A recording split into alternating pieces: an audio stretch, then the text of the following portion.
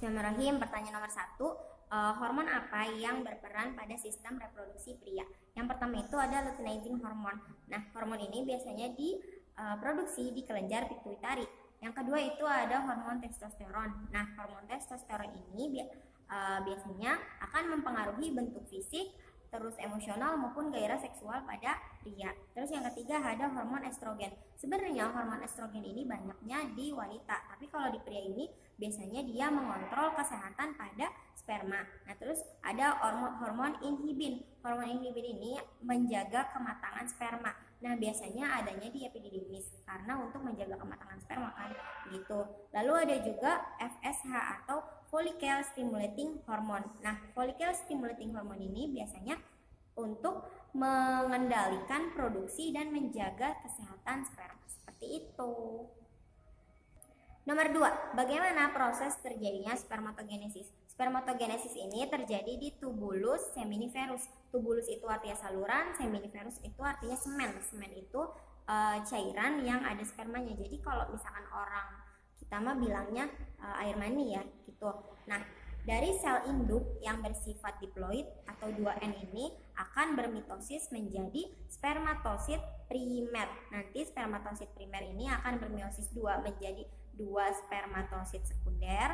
Nantinya akan bermeiosis 2 menjadi spermatid yang bersifat diploid atau 2N.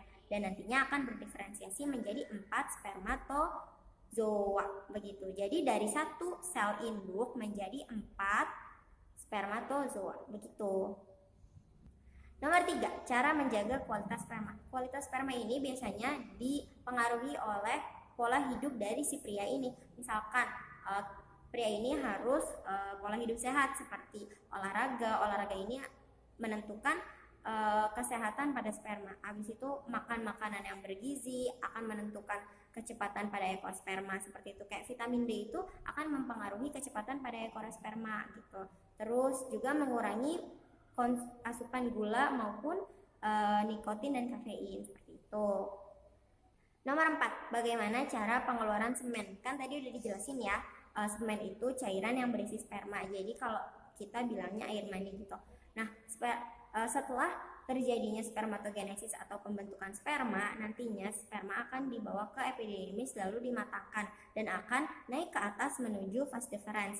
Lalu sperma akan ke atas sepanjang tubulus ejaculatorius, terus mereka akan memasuki vesicula seminalis. Nah, di vesicula seminalis ini sperma akan diformulasikan menjadi semen. Nah, 60% itu menjadi semen atau cairan sperma begitu. Dan nantinya semen ini akan berjalan sepanjang uretra di mana uretra ini diselimuti oleh kelenjar prostat, dan kelenjar prostat ini di dalam penis gitu. Dan nanti kalau misalkan terjadi ejakulasi maupun ereksi, nanti akan keluar pada saat berhubungan seksual, seperti itu.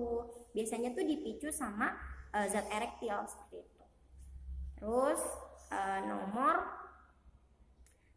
5, apa saja gangguan pada sistem reproduksi pria? Biasanya ini terdapat penyakit kayak penyakit hipotensi, anorgasmia, seperti itu tuh biasanya gangguan pada saat berhubungan seksual. Misalkan hipotensi kan gangguan ereksi, jadi laki-laki ini tidak bisa ereksi ataupun tidak bisa merasakan orgasme gitu, anorgasmia gitu. Itu tuh biasanya dipengaruhi oleh hormon gitu. Terus ada juga penyakit seksual yang menular. Hal ini terjadi karena adanya hubungan seksual yang secara seks bebas, jadi tidak monogami gitu. Jadi bergantian, dan kita kan nggak tahu kalau misalkan orang yang berhubungan seksual itu memiliki penyakit apa, seperti itu. Seperti kayak bisa saja penyakitnya tuh kayak gonor, terus sifilis, herpes genital dan lain-lain. Biasanya itu mempengaruhi organnya. Jadi seperti apa ya? Seperti